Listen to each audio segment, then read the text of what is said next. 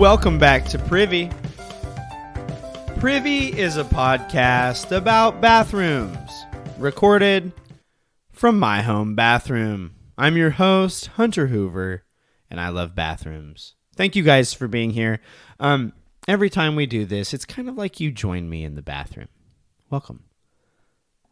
I used the bathroom moments ago, and I must confess, I kind of chickened out. I did go use my kids' bathroom, so that way I didn't have to sit in the stink during the record. So yeah, that's pretty cool. I also want to say it's spoopky season. Now, I want to note, here on Privy, it's spoopky. There is a P. It's spooky season, but like with turds and stuff. And as the world, I think, is too eager to get to the next celebration. I feel like we were dragging out Halloween decorations. There are people in these neighborhoods with Halloween decorations up in September. It's absolutely baffling to me. Like, imagine this. Imagine it's September 15th and I roll out, you hear the scary howl at the intro there, the Wolfman's coming to get you. And you check your watch and no, that's right, it's September 15th. Nobody's in the spoopky season in September 15th. It's just not the way that things were meant to be. The order of operations are we celebrate American independence, America, and then we do August, which is nothing. We don't do anything in August. The whole point of August is that we stare down the end of summer. And then we go back to school. We go, hooray, it's fall. We forget that Oktoberfest is in September, which is, again, the stupidest thing I've ever heard in my life. And then, after fall, is Halloween. That's spoopky season. Now, there's these people that want to move spoopky season up to what directly follows the end of summer. And it's just not how it goes. It's light out too late. There's not enough clouds. Like, we're still recovering from the summer candy and soda sprees. And I got to tell you, we had some pretty good offerings this year for summer sodas. I'll be sampling many of them. But it's spoopky season here on Privy. And something that happens around the Halloween is there is an uptick in the fiction that surrounds magic and things of the occult.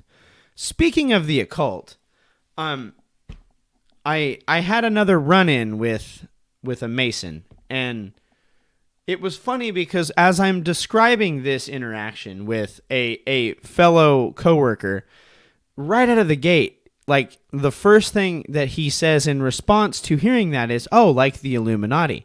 Now, I will note it was not prompted. It was not what I was fishing for. It is just where his brain went.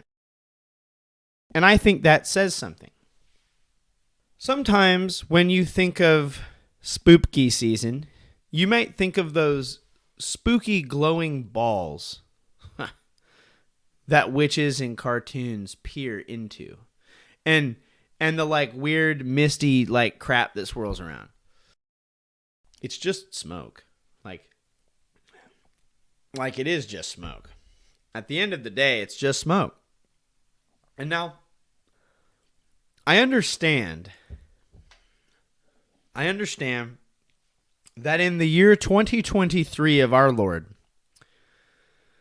there are people who are very much prone to believe heavily in horoscopes. Now, normally, I don't take stances like I have the mediums in which I take hard stances. And those people who know me, I'm a moderately opinionated guy.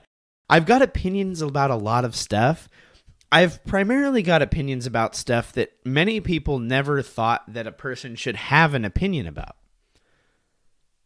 One instance of this example is the Transylvania twist. Hashtag justice for the twist. And there's many people who have reached out and said, Hunter, this is stupid. And to that I say, no, I'm not going to say that you're being dense, but like, there is fruitcake that is more spongy than you. But there's people that think that like horoscopes and every time I hear it, I think it's horoscopes, but it's horror. Is it horoscopes or horoscopes? I think it's horoscopes. But they think that horoscopes are real. And they think that like they can cast a magic on me. And no.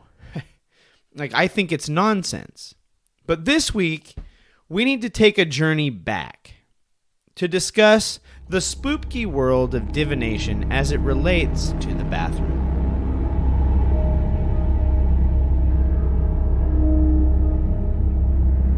As with all good stories about studying things do, especially when it comes to the bathroom, we need to go back to the 1970s. In 1971, General Mills debuted what would become a cult classic, and a fan favorite in the seasonal cereal market. The monster cereals hit shelves with Count Chocula and Frankenberry. At the same time, they were the only chocolate and strawberry cereals in the market.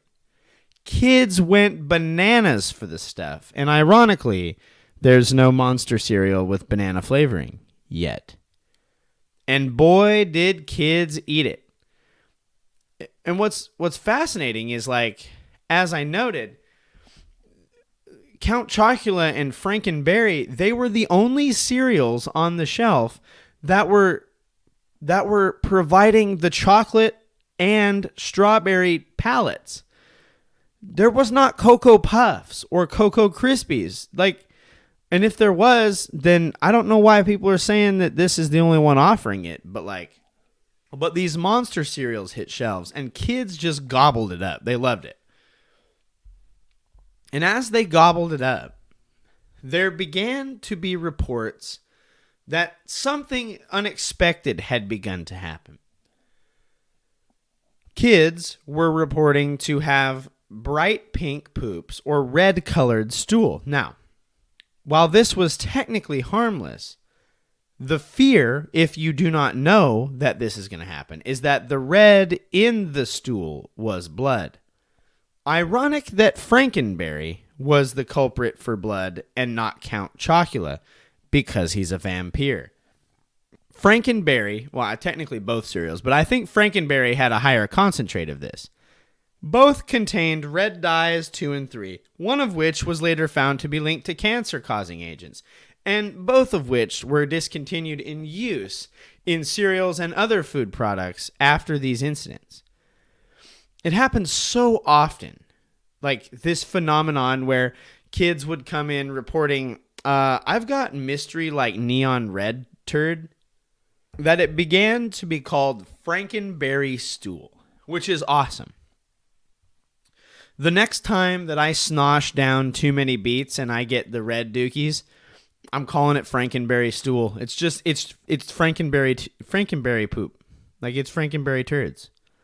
But to get to the bottom of it, they had to study the stool, that is the turds, to figure out what it was made of, what was going on, and why is it pink or red.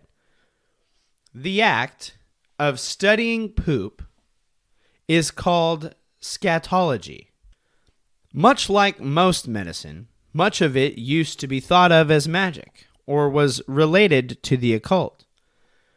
There has been a tradition of people who decided they could diagnose someone's illness or tell their fortune by reading or studying their poop. When you submit a fecals test, you go into the doctor like, all right, I'm going to need you to poop in this container. Remember, centuries before they looked at it for science, they read your poop as if it was magic. It's a wild world. Some in this time period, this is long ago in a galaxy very close to where we live, there was a claim that you could tell someone's future and fortune by looking at their poop. This is featured prominently in the documentary called Welcome to Planet Sanity. And the idea is that this deed, it is called spatalomancy because of the Greek word for excrement where the word derives. These poop diviners, if you will, and I will, they read a lot about the poop. Where did it happen? Where did Dave take a dump? The odor. How did Dave smell while taking his dump? The consistency. What does Dave's dump feel like? And the contents. It looks like Dave had corn again. And to divine anything from someone's poop, if you are doing more than visual and maybe olfactory checks on this turd, I would say you're becoming too involved. This idea of scatomancy, or divining someone's future and fortune based on their fecal matter, arrived early on in ancient Egypt through the study of the dung beetle, who would roll the dung, thus allowing witch doctors and other magicians to read the poop as the beetle rolls it around to take a closer look. I like to think that the magicians in Exodus in the Bible, that like Moses is often showing down, having the showdown against, I like to think that these are the blokes that are just like really getting a good look at the Pharaoh's turds, like really just reading that stink. You know what I'm saying? I would love, number one, I would love if you are a psychic. We're not going to get into it.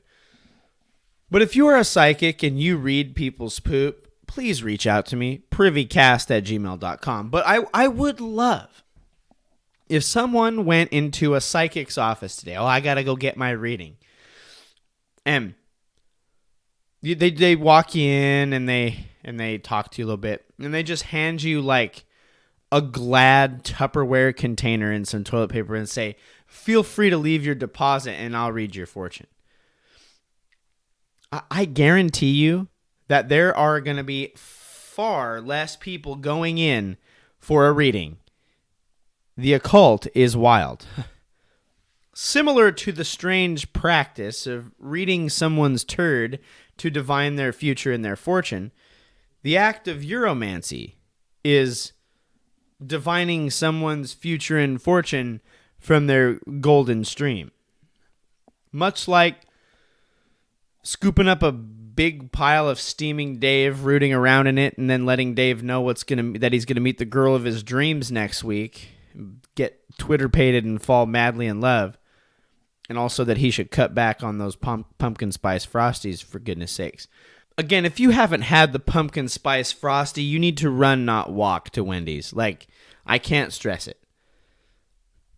But uromancy is similar, except, as you might guess, because I said it, it is observing the urine.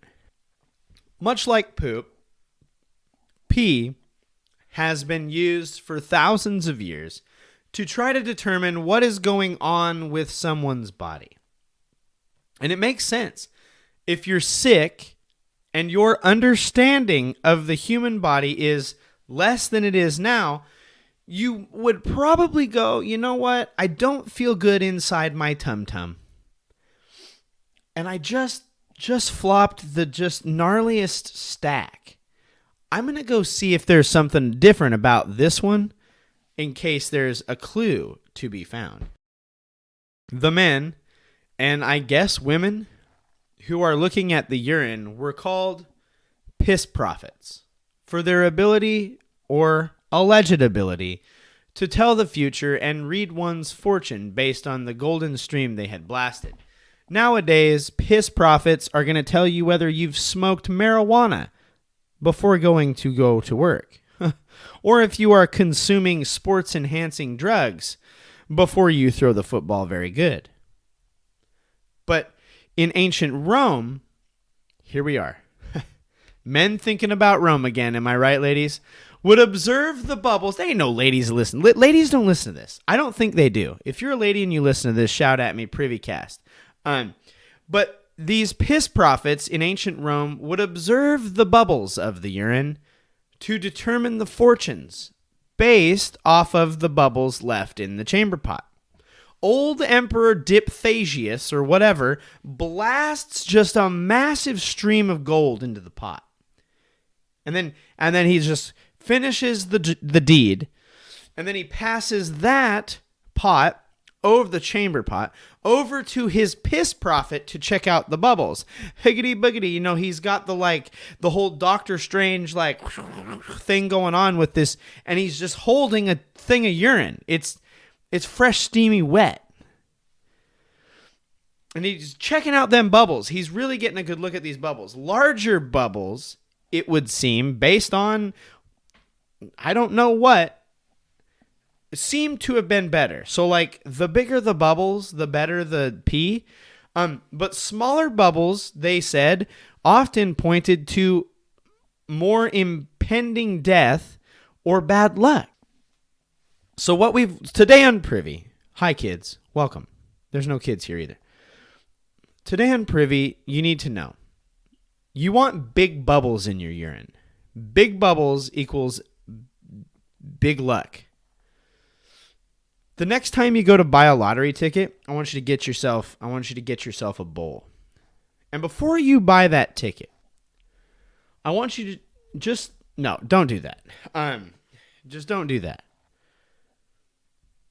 It should be noted, early forms of pregnancy tests, which we've already spoken about in our pregnancy test episode, go check that out, were also technically viewed as uromancy. We talked about all that stuff. See the references to Dave's wife peeing on barley, stuffing an onion up her zone to find out what her baby will be. But uromancy, or uroscopy, if you want to sound less spoopky in spoopky season, was very, very concerned with a person's pee. As was noted, much of ancient medicine was tied to the occult and magic. Greek physician Hippocrates believed that urine was a byproduct of the four humors, which is totally fake, that had been filtered out. Later, Galen believed that it was a filtration of only one of those humors, the blood. Galen is the one who gives us the phrase diarrhea of the urine. Diarrhea of the urine is when a person has to urine too much. And I want you, next time you're on a road trip, without fail, when I'm on a road trip, the people in my vehicle have to pee more than I think they should have to pee. And I know that is so self-involved. But sometimes I just cannot fathom how much someone has to pee. And I want you to hit the people in your life that pee frequently with the idea that they have diarrhea of the urine. An author of Greek medical works, I'm going to totally butcher this Greek name, Theophilus Protospatharius, wrote a book or a treatise called On Urines. And he is often, this Theophilus, he was like a doctor, was often depicted as holding what was called a blue uromancy flask. But I want to note that this flask appears to be clear because you can see through at the top, and it is filled with blue urine. What's going on in Greece, y'all? What do they got going on in there? Why do they have this weird Star Wars milk-colored urine? Not a fan. Also, milk should not be blue. Disney, here's the thing. You built your theme parks in two of the hottest states in these beloved United States. And then you're like, you know what people want on a fresh 95-degree Florida, 180% humidity day? Just a glass of milk. No. Actually, you know what? They don't want a glass of milk. They want a glass of strange, freaking megamind brain-colored milk. No. Stupid. It's stupid. That's not what we want. It's a bad move. It makes me mad. Milk's not blue. That's facts. But Theophilus wrote and came up with the idea of heating urine, and that it would cause the proteins, he called it the bits, and other agents in the urine to indicate differences based on what was going on in the body. This then would allow you to tell someone's future. In his On Urines, it became one of the first works to transition from uromancy, that is, studying urine as an act of magic in the occult, to uroscopy, studying urine for medical purposes. And this is where the hoogity-boogity of Doctor Strange becomes the hoogity-boogity of Dr. Oz, or fill-in-the-blank doctor. I love it when doctors, oh my gosh. So people that go to school for however many years you have to do to get a doctorate, when they promote their doctorness, it's weird. It's not that it's not an accomplishment. And there is an appropriate time to be called a doctor. In your setting of expertise is pretty much the only time. But if you are in the lay world and you tell people you're a doctor, they think you can prescribe medication. That's what they think in their brain. In my perspective, that is what they think. In the 12th century, even after Theophilus' time, we had people running around classifying urine like they are Pokemon. In fact, a French scholar in the 1100s decided that there were 20 types of urine. There's fire type, water type. No. But what's weird is this began as the creepy way they used to view our waste as having mystical and magical properties. But in the case of French scholar and Dr. Gilles de Corbeil, it inspired him to write poetry. Somehow we have come full circle and we have arrived at what seems almost romantic poetry. But in the Frenchman, oui, monsieur, get it? Oui, I had to. This is 2 weeks in a row hitting you with a oui, monsieur. But I can't hear the word Frenchman and not say oui, monsieur. I can't. I'm not mature enough. But Gilles, whatever his head is, wrote a poem about urine called... Now, he really workshopped this title. But it's called Poem on Urine. And it was 352 verses long. My dude was mad about pee. He was a fanatic of the yellow stuff. In his poem on urine, we are told that we must analyze the sediment of the pee, which is not something I think of when I ever look at pee. This is better than the most serious instances where they would have had to handle. No, you don't handle pee. I'm going to say it. I'm going to say it right now. Quote, handling pee is worse than, quote, handling poop. There's times where I'm in my backyard and I spy just the most crusted, hard dog turd, and the quickest path forward is to just grab it and throw it over the fence. Not in my neighbor. I throw it into the field behind my house. And you just gotta bare palm it. It's fine. Like you're outside working. It's fine. Everybody has barehanded a dog turd in their life. That's facts. Shout at me, barehanding the dog turd. You know you have. And yeah, people are barehanding dog turds. That's all there is to it. But in the serious instances, they were told to handle the pee. No, big no. And in some cases, taste it. Even greater no. Like the biggest of no's. No if your doctor, you go to the doctor, and they tell you to pee in this cup, and my dude snags that cup and slings it back like some sort of energy drink, walk out. Just leave. He's a dangerous fellow. He's one of those type of doctors. You know what I'm saying? But the poem that Guiez, or that guy, wrote also included drawings. And one of these drawings is called the urine wheel. And it was used to help identify what type of urine they had. Check out pictures of this in the Privy Socials. This table included colors of urine from, quote, clear as well water to, quote, as ruddy as gold and, quote, black as a dark horn. Now, again, what in the world was going on in medieval times that people were peeing dark brown, black, green, and gray urine, which are colors that are all featured on Guiez's urine wheel, the piss prophet urine wheel?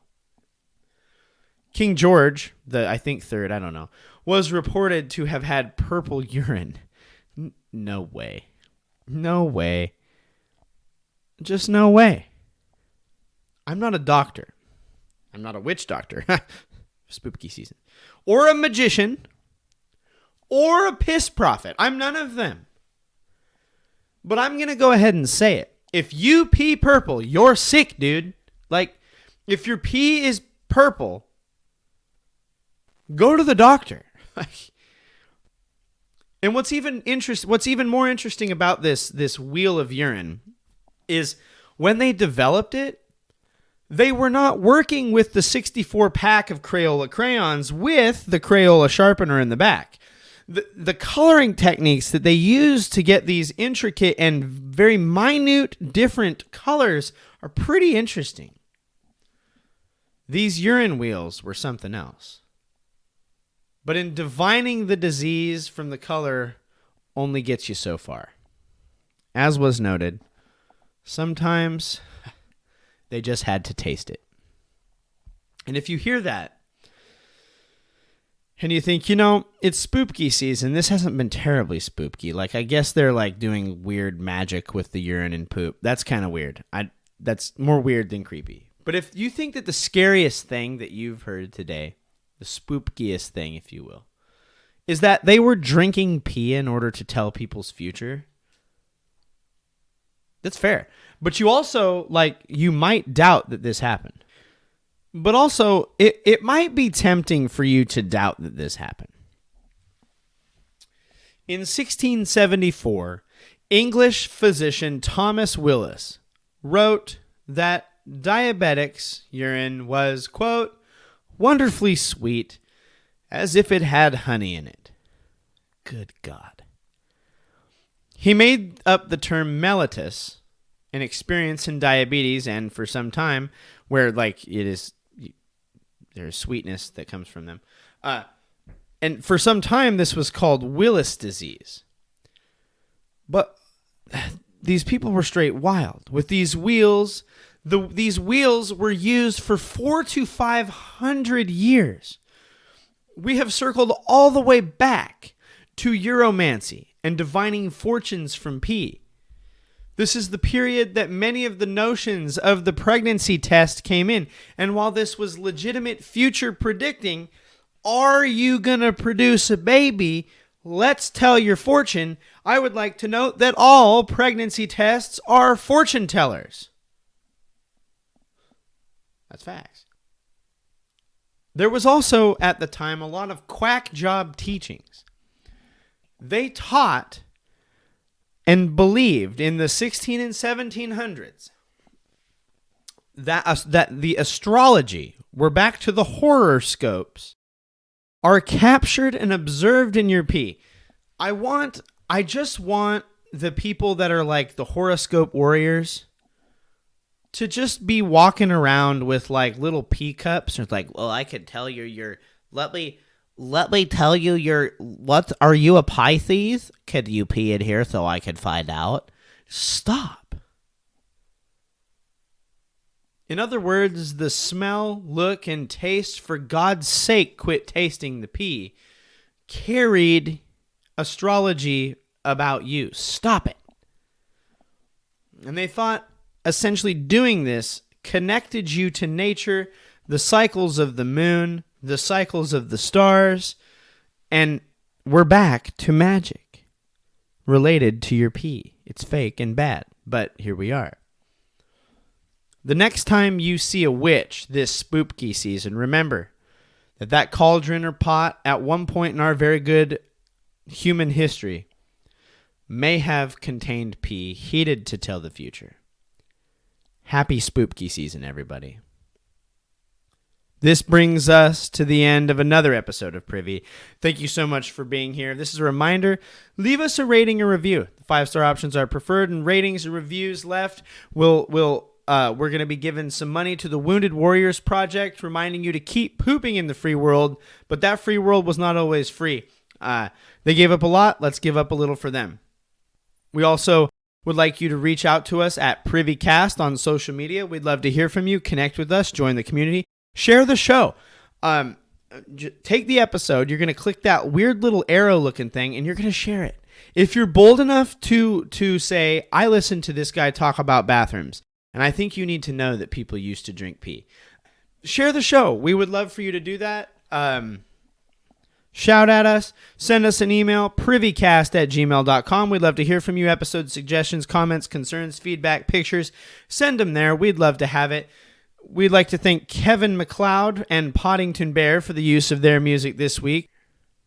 This brings us to the end of another episode of Privy. Thank you for joining us. Own your stank. Fart proudly. And now, as always, don't forget to flush.